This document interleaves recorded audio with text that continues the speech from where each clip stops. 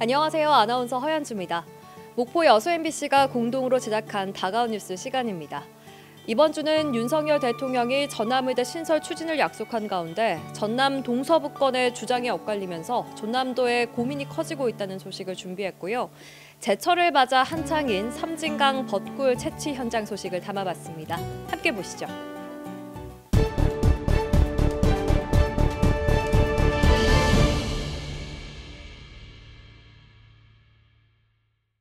한덕수 국무총리가 의료개혁 관련 대국민 담화를 발표했습니다. 의대 정원 중원 필요성 등에 대한 설명을 하던 한 총리는 의대가 없는 전남권 의대 신설 추진을 약속했습니다. 의대가 없는 광역단체인 전남의 경우 지역 내 의견이 충분히 수렴되고 절차에 따라 신청이 이루어지면 정부가 신속히 검토하여 추진해 나가겠습니다. 전남권 의과대학 신설 계획이 대통령 민생 토론회에 이어 이번 발표에서도 공식 언급된 겁니다. 김용록 전남지사는 이번 정부의 증원 계획은 의대 정원 2,000명 플러스 알파인 전남권 의대 신설로 판단한다며 내심 전남권 의대 신설 정원까지 발표되길 바랐지만 앞으로 그 부분은 정부와 잘 협의하겠다고 말했습니다. 하지만 전라남도가 해결해야 할 숙제는 산적해 있습니다. 전남 도민의 30년 수건인 의대 신설과 관련해 지역 간 의대 유치 경쟁이 예고되고 있기 때문입니다. 전라남도는 목포대, 순천대 통합의대 신설 계획을 갖고 있지만 대통령의 전남권 의대 언급 이후 순천시 등 동북권에서는 다시 단독 의대 유치를 주장하고 나섰습니다. 정부와 대통령 의사하고도 어긋나는 것이고 전남 동부 지역의 염원과도 어긋나는 일입니다. 그래서 저는 조금 더 깊게 민심을 수렴할 필요가 있고 정책인 논리가 아니라 현실적인 의료 수요와 미래를 보고 결정해야 된다 이렇게 생각합니다. 통합의대 신설에 원칙적으로 찬성하던 전남 서부권. 저는 목포의대 신설이 포함된 목포대 순천대 통합의대 신설 두 대학의 통합안에 대해 찬성합니다. 이러한 방안은 전라남도민의 뜻을 모아 진행되어야 합니다. 하지만 최근 동부권의 단독 의대 유치 움직임에 서부권에서도 단독 의대 유치로 입장이 서서히 바뀌고 있습니다. 대통령에 이어 총리까지 전남권 의대 신설에 긍정적인 신호를 주면서 절호의 기회를 날려선 안 된다는데 모두가 동의합니다.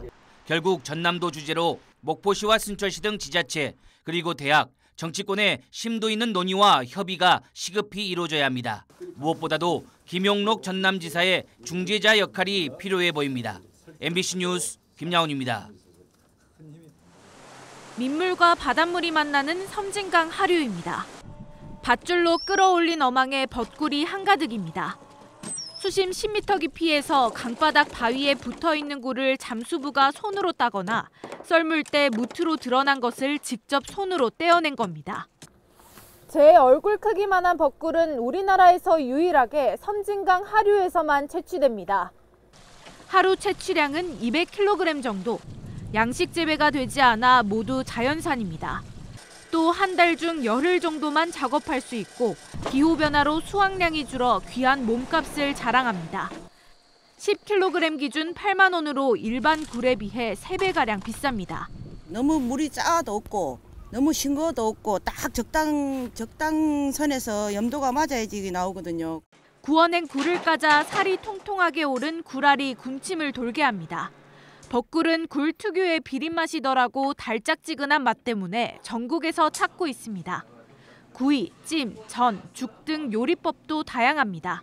매화꽃도 구경하고 벚꿀 먹고 또 벚꽃 필 때 한창 이게 또 물이 오르거든요. 그래갖고 이제 지금부터 맛있는 철해갖고 벚꽃 필 때 맛이 가장 좋다는 섬진강 벚꿀 채취는 다음 달까지 계속됩니다. MBC 뉴스 김담입니다. 지난 7일 목포의 한 오피스텔에서 주방에서 불이 났다는 신고가 접수됐습니다. 다행히 스프링클러 설비가 작동돼 3분여 만에 초기 진화됐습니다. 식용유가 과열돼서 이렇게 발생한 화재인데 바로 다행스럽게 스프링클러 설비가 작동되어서 큰 피해가 없었습니다.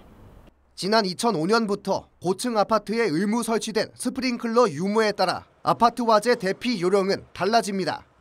스프링클러가 제대로 작동하면 대부분 해당 호스에서 진화될 수 있기 때문인데 소방당국은 그렇지 않을 경우에도 대피만이 능사는 아니라고 말합니다. 불나면 대피 먼저였던 아파트 화재 피난 구호는 불나면 살펴서 대피로 바뀌었습니다. 지난 5년간 전국에서 발생한 아파트 화재는 14,000여 건. 이 가운데 90%가 화염이 다른 세대로 확대되지 않고 발화 지점만 연소된 화재였습니다. 이 화재들로 인한 사망자 174명 가운데 연기 흡입으로 인한 사망은 71%. 화재에 직접적인 영향을 받지 않는데도 일단 밖으로 대피하면서 오히려 복도나 통로에 유독가스를 흡입하는 사고로 이어진 겁니다. 이에 따라 우선 대피 위주였던 아파트 화재 피난 요령도 달라졌습니다. 집 안으로 연기나 화염이 들어오지 않는다면 창문과 방화문을 닫고 세대에 대기하면서 안내에 따라 대피하고, 자신의 집에서 불이 났거나 집으로 연기나 화염이 들어오는 경우에는 출입문을 닫은 후 계단을 이용해 낮은 자세로 지상 혹은 옥상으로 이동해야 합니다. 다른 층으로 연소가 확대되는 경우가 많지 않기 때문에 무조건 대피하기보다는 실내에서 구조 요청한 후 대기하는 것이 오히려 안전한 상황일 수 있으므로 지난 3년간 아파트 화재로 인한 인명피해는 모두 1,075명. 이 가운데 대피 과정에서 발생한 피해는 434명으로 전체의 40%를 넘었습니다. MBC 뉴스 안준호입니다.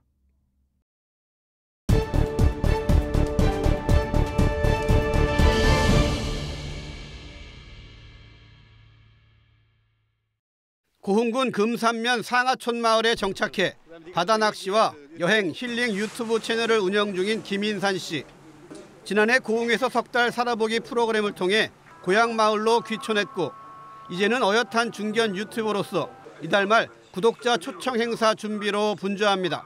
내려와서 한 달 살기 프로그램을 통해서 유튜브도 배우고 또 여기 계시는 분하고 많은 친목도 다져서 지금 유튜브를 운영하고 있습니다. 그 프로그램 때문에 제가 많은 혜택을 받았고, 함께 석 달 살아보기에 참여했던 19명 가운데 9명이 실제로 고흥에 전입해 살고 있고, 인터넷 쇼핑몰과 유자재배, 사회복지사 등 다양한 분야에서 활동하고 있습니다. 올해 고흥군은 금산면 상하촌 마을에 이어 남양면 선정마을까지 두 곳에서 예비귀촌인 11팀을 신청받아 석 달 살아보기 프로그램을 운영합니다. 참가자들이 생활하게 될 숙소와 첫 주에 먹을 식재료까지 준비돼 있고, 주민들과 만나서 소통할 공간도 마련돼 있습니다. 어르신들만 있던 이 마을에 젊은 귀농 귀촌인들이 와서 마을에 활력을 불어넣어 주니까 모두들 좋아하고 긍정적으로 생각하고 있습니다. 특히 우리 상하촌 마을은 지난해 이어 2년 연속 전남에서 살아보기 사업에 선정되었고, 고흥군은 이달 말까지 신청을 받아 다음 달부터 석 달간 농촌에 거주하면서 농촌의 생활과 문화를 이해하고 지역 주민과의 교류를 통해 정착하도록 지원할 계획입니다. 고흥에서 살아보기 프로그램과 함께 고흥군에서는 농어촌 생활에 대한 이해를 높이고 안정적으로 정착하실 수 있도록 농촌 멘토와 도시민 멘티를 연결해 장목별 전문 교육을 실시하는 농업 배움터와 도시민 농촌 문화체험 팸투어를 고흥에서 석 달 살기 프로그램이 작지만 실질적인 성과로 이어지면서 고흥군의 2030년 인구 10만이란 목표가 새로운 초석을 다지고 있습니다. MBC 뉴스 최우식입니다. 정육점에 들어선 한 남성이 아버지 마을잔치에 쓸 거라며 고기 60kg을 주문합니다. 필요 물품이 적힌 종이까지 내보이며 가격 흥정도 벌입니다. 그러더니 지금은 돈이 부족하다며 나중에 돈을 계좌입금하겠다고 말합니다. 주민등록증까지 보여주며 가게 주인을 안심시킨 남성은 택시비 5만 원을 빌려 가게를 나선 뒤 그대로 연락이 끊겼습니다. 고기를 대량으로 주문하기도 했고, 제 앞에서 아버지하고 통화도 하셨고, 굳이 그 5만 원, 10만 원 때문에 사기칠 거라고도 생각을 못했고. 알고 보니 이 남성은 상습 사기를 벌여온 동종전과 30범 이상의 김모 씨로 수배 중인 상태였습니다. 지난해 같은 피해를 입은 목포의 한 과일 가게. 손님 행세를 한 김 씨는 어머니 생일에 나눠 먹으려 한다며 과일을 박스채로 주문했습니다. 10여 박스를 살 것처럼 속인 뒤 주인에게 옆 가게 생선을 사오겠다며 현금을 빌렸습니다. 생각 없이 과일을 그렇게 샀으니까 옛날에 그 자기 집에 배달 온 적도 있대요. 거의 15만 원을 줬는데 그 손님이 딱 나가고 나니까 아차, 이거는 내가 당했구나. 인근 옷가게에서는 70만 원 상당의 옷을 외국으로 보내달라고 한 뒤 니트와 신발 등을 입고 달아나기도 했습니다. 김 씨가 지난해 4월부터 1년 동안 이 같은 거짓 주문과 소액 사기로 가로챈 돈은 확인된 것만 350여만 원. 피해 상인은 20명에 달합니다. 대구와 익산 등 전국에서 피해 신고가 잇따르자 버스터미널 등 주요 동선을 확인하던 경찰에게 결국 덜미가 잡혔습니다. 피해액 소액으로 시민들의 신고를 주저하시는데 이 같은 범행을 예방하는 길은 시민들의 적극적인 신고로 경찰은 김 씨를 상습 사기 혐의로 구속하는 한편 피해자들이 더 있을 것으로 보고 여죄를 추적하고 있습니다. MBC 뉴스 서유령입니다.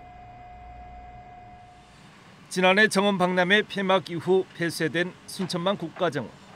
현재 국가정원은 다음 달 1일 개장을 앞두고 본격적인 재정비 작업들이 한창입니다. 우주인도 놀러오는 순천이라는 생소한 컨셉으로 튤립 50만 본을 포함한 150만 본의 봄꽃들로 화훼 조경 연출을 새롭게 하고 있습니다. 또한 박람회장 내부 곳곳은 애니메이션과 AI, 디지털이 접목된 컨텐츠들로 새롭게 바뀌어가고 있습니다. 득기 씨는 국가정원 리뉴얼 과정에서 남문광장을 시민들에게 개방하겠다는 계획도 전격 철회했습니다. 대신 남문광장 일원을 새롭게 리뉴얼함으로써 국가정원 내 새로운 명소 스페이스업으로 연출하겠다는 겁니다. 기존에 있었던 낡은 온실과 또 수로 등을 정비하면서 약 한 4,700평 정도의 공간이 생겼어요. 이거를 우주를 이번에 주제로 삼으면서 여기에 대활주로 같은 새로운 정원을 만들었습니다. 이러다 보니까 이거를 무료 공간으로 그대로 유지하기가 상당히 어려웠습니다. 또한 남문광장과 연결된 꿈의 다리도 상상력을 극대화해 우주선이 다리 위에 내려앉는 모습으로 새롭게 연출하고 있습니다. 내부 공간은 우주와 물, 순천만을 주제로 디지털을 융복합한 콘텐츠들이 적용됩니다.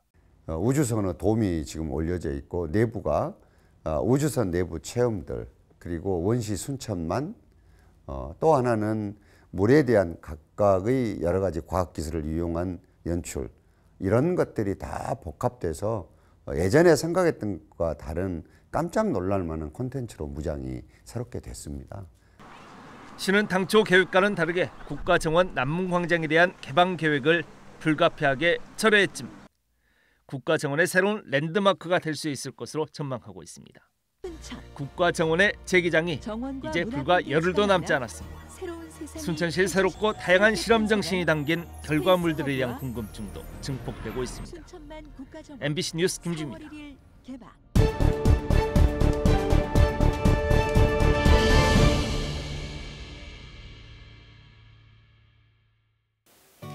오늘 다가온 뉴스 어떻게 보셨나요? 다음 이 시간에는 더욱더 풍성한 소식으로 찾아뵙겠습니다. 많은 관심 바랍니다. 고맙습니다.